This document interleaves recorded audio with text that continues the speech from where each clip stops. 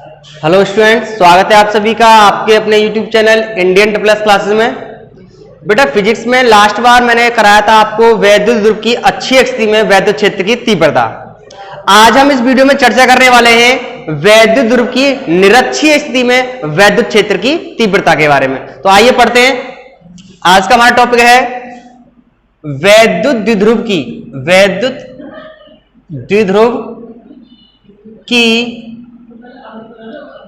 निरक्षीय स्थिति में वैद्युत क्षेत्र की तीव्रता। वैद्युत क्षेत्र की तीव्रता बहुत ही अच्छा डेरिवेशन है बेटा, कई बार बोर्ड एग्जाम में आया हुआ है। तो बेटा इसका डायग्राम मान लेते हैं। देखिए ये कोई वैद्युत ध्रुव है, ये कोई वैद्युत ध्रुव है जिसकी लंबाई 12 है। 12 लंबाई का एक वैद्युत ध्रुव ए बी ले लिया मैंने, ये ए बी ले लिया। इसका मध्य बिंदु ये आपका O है। इसके मध्य बिंदु पर, इसके लंबवत पर, इससे स्मॉल r दूरी पर कोई बिंदु P है और इस P पॉइंट पर मुझे वैद्युत क्षेत्र की तीव्रता ज्ञात करनी है। ये इसकी निरक्षीय स्थिति में है।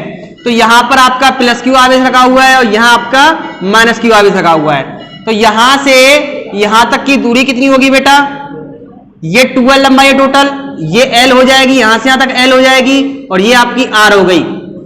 तो इस समकोण त्रिभुज बन रहा है, इसमें आधार का स्क्वायर प्लस लंब का स्क्वायर बराबर कर्ण का स्क्वायर। तो ये आपका निकल आएगा बेटा अंडर रूट के अंदर R square plus L square. इसी प्रकार यहां से यहां तक की दूरी निकल जाएगी अंडर रूट में R square plus L square. अब यहां ध्यान दीजिए, जब ये प्लस क्यू आवेश है तो प्लस क्यू आवेश से जो वैद्युत क्षेत्र है वो हमेशा बाहर की तरफ होता है, इस दिशा में होगा। और माइनस क्यू आवेश के कारण वैद्युत क्षेत्र हमेशा अंदर की तरफ होता है, ये अंदर की तरफ होगा, इस दिशा में होगा। तो इस P पॉइंट पे प्लस क्यू आवेश के कारण वैद्युत क्षेत्र की तीव्रता E1 इस दिशा में होगी, AP की दिशा में, और इस P पॉइंट पर माइनस क्यू आवेश के कारण वैद्युत क्षेत्र की तीव्रता होगी आपकी E2 इस दिशा में होगी। ठीक है, तो मुझे इस पर इसकी अक्ष के अनुदिश निकालना है। तो इसके लिए मैं इन दोनों को घटकों में तोड़ दूंगा। E1 को घटकों में तोड़ दूंगा तो E1 का घटक आएगा आपका बेटा, एक तो आएगा ये इस तरह से और एक आएगा इसके लंबवत। ये P पॉइंट यहाँ पे ये इसके लंबवत आएगा, एक ये आएगा, एक ये आएगा। ये एंगल थीटा है तो ये भी आपका थीटा होगा और ये आपका आएगा E1 साइन थीटा और ये एंगल आएगा आपका E1 कॉस थीटा।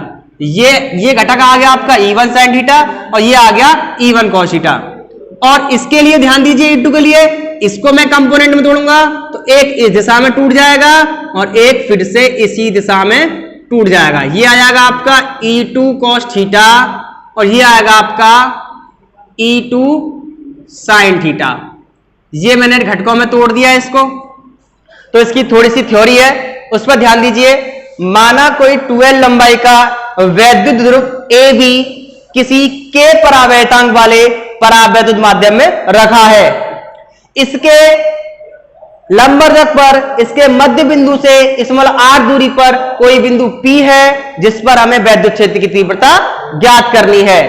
ठीक है, आगे यदि प्लस क्यू आवेश के कारण वैद्युत क्षेत्र की तीव्रता E1 तथा माइनस क्यू आवेश के कारण वैद्युत क्षेत्र की तीव्रता E2 हो तो E1 बराबर क्या आएगा आपका? E1 बराबर आएगा बेटा आपका 1/4 pi epsilon naught k into Q upon यहां से यहां तक की दूरी AP स्क्वायर। दिशा क्या होगी इसकी प्यारे? दिशा होगी A से P की ओर, दिशा इसकी A से P की ओर होगी। और E1 बराबर आ जाएगा आपका 1/4 pi epsilon naught k into Q upon, अब AP की जो वैल्यू है वो अंडर रूट में R square plus L square है और इसका स्क्वायर ऑलरेडी है तो उससे अंडर रूट हट जाएगा। तो यह आ जाएगा आपका R स्क्वायर प्लस के L स्क्वायर, इक्वेशन फर्स्ट। इसी प्रकार माइनस Q के कारण E2 बराबर आएगी आपकी 1/4 pi epsilon naught k into Q upon BP square. और इसमें दिशा क्या होगी? P पॉइंट से B की तरफ दिशा क्या होगी इसकी दिशा होगी P to V। इसकी दिशा P से B की तरफ होगी अंदर की तरफ। बीपी की वैल्यू लगा देते हैं यहाँ पे। E2 बराबर आ गया प्यारे आपका 1/4 pi epsilon naught k into q upon b p value भी इतनी है आर स्क्वायर प्लस के l square, r square plus के एल स्क्वायर अनरूट में, यहां स्क्वायर हो रहा है इसका इसलिए अनरूट हट जाएगा, तो यहां मिलेगा आपका आर स्क्वायर प्लस के एल स्क्वायर। ये क्वेश्चन नंबर 2 आ गई। अब देखिए यहां पर इस E2 की दिशा इधर है और E1 की दिशा इधर है। अगर मैं इसका छोटा सा चित्र यहां बनाऊं, ठीक है, ये तो आपका इस दिशा में E1 है, तो E1 के घटक तोड़ दिए थे इधर और एक इधर, और E2 की दिशा इधर थी E2 की, तो E2 के घटक तोड़ दिया, एक इधर और एक इधर, तो ये यहां पर E1 cos थीटा आ गया था और ये E2 cos थीटा आ गया था। ये E1 sin थीटा और ये E2 sin theta, E2 sin theta इस तरह से। तो ये दोनों जो E2 sin theta E2 sin theta है, ये E1 sin थीटा और E2 sin थीटा आपस में समान है, बराबर है परिमाण में और दिशा में विपरीत है, यानी E1 sin थीटा और ये E2 sin थीटा, ये जो E2 sin थीटा इधर नीचे दिशा में विपरीत है, परिमाण में समान है, इसलिए ये एक दूसरे को निरस्त कर देंगे। बिंदु P पर परिणामी वैद्युत क्षेत्र की तीव्रता क्या आएगी, वो बेटा ये दोनों आपस में जो इधर सेम साइड में है E1 cos थीटा और E2 cos थीटा, ये दोनों जुड़ जाएंगे। ठीक है, बिंदु P पर परिणामी वैद्युत क्षेत्र की तीव्रता, वैद्युत क्षेत्र की तीव्रता वो क्या आएगी आपकी, वो आएगी आपकी बारे E बराबर E1 cos theta plus E2 cos theta. इसकी थ्योरी यहां पे लिख लेना, चूंकि E1 sin थीटा व E2 sin थीटा परिमाण में बराबर परंतु दिशा में विपरीत हैं, एक दूसरे के विपरीत हैं, अतः ये दोनों एक दूसरे को निरस्त कर देंगे और E1 cos थीटा और E2 cos थीटा समान दिशा में है, इसलिए ये दोनों जुड़ जाएंगे। इसलिए बिंदु P पर परिणामी वैद्युत क्षेत्र की तीव्रता क्या आएगी, E1 cos थीटा और E2 cos थीटा। दोनों में से cos थीटा कॉमन ले लेंगे तो ये आएगा आपका E1 plus E2 cos theta. ये आ गया आपका E बराबर, चित्र से देखिए बेटा cos थीटा बराबर क्या आएगा, cos थीटा बराबर क्या आएगा चित्र से, अगर ये थीटा है cos थीटा बराबर क्या आएगा, आधार बटे कर्ण। cos थीटा बराबर क्या होता है, आधार बटे कर्ण होता है। आधार कितना है इसमें L और कर्ण कितना है, L बटे अंडर रूट में आर स्क्वायर प्लस के एल स्क्वायर। ये cos थीटा की वैल्यू आ गई। अब इसमें E1 की E2 की और cos थीटा की वैल्यू पुट कर देते हैं, यहां कर लेते हैं, मैं वैल्यू पुट कर लेता हूं, तो E इक्वल टू आएगा आपका 1/4 पाई एप्सिलॉन नॉट इंटू, साथ में K भी चल रहा है, into q upon are square plus L square, plus के सेम चल रहा है 1/4 pi epsilon naught K into q upon are square plus L square, और cos थीटा की वैल्यू आ गई L अपॉन अंडर रूट में, थोड़ा सा मिटा देते हैं, अंडर रूट में आर स्क्वायर प्लस के एल स्क्वायर, ये cos थीटा की वैल्यू आ गई। अब ये दोनों सेम है, जुड़ जाएंगे, तो E बराबर आएगा आपका 1/4 pi epsilon naught into 2q upon are square L plus L square into L upon under root में R square plus L square.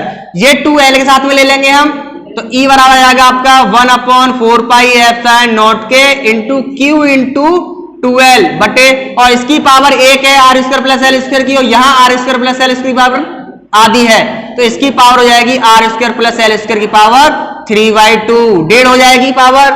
अब Q इंटू 2L पढ़ के आ चुके हो आप, वैद्युत विद्युत आघूर्ण P बराबर, तो इसकी वैल्यू P हो जाती है, तो E बराबर हो जाएगा आपका 1/4 pi epsilon naught k into P upon are square plus L square की पावर 3/2। अब यदि एल स्क्वायर जो है बहुत छोटा है आर स्क्वायर से, ये जो एल है और इसका स्क्वायर, तो एल स्क्वायर की जो वैल्यू है आर स्क्वायर की वैल्यू से बहुत छोटी है, तो एल स्क्वायर को छोड़ने पर या तो इसको छोड़ देते हैं या नगण्य मान लेते हैं, तो E बराबर क्या आ जाएगा आपका 1/4 pi epsilon naught k into P upon are square की पावर 3/2, यहां से 2 से 2 कैंसिल आउट हो जाएगा आपका, तो E बराबर मिलेगा बेटा 1/4 pi epsilon naught k into P upon r cube, ये P अपॉन आर क्यू, ये आपका निरक्षीय स्थिति में वैद्युत ध्रुव की निरक्षीय स्थिति में वैद्युत क्षेत्र की तीव्रता का व्यंजक है। आपने देखा होगा अक्षीय स्थिति में वैद्युत क्षेत्र की तीव्रता का जो व्यंजक आता था वो 2P अपॉन आर क्यू आता था, और निरक्षीय स्थिति में कितना आ रहा है? P upon r cube. यानी समान दूरी के लिए यदि R जो है समान रहे, समान दूरी के लिए अक्षीय स्थिति में जितनी वैद्युत क्षेत्र की तीव्रता होती है उतनी ही उसकी आधी, उतनी ही दूरी पर निरक्षीय स्थिति में उसकी आधी होती है। ठीक है, ध्यान से देख लेना। अक्षीय स्थिति में 2P था। वायु या निर्वात के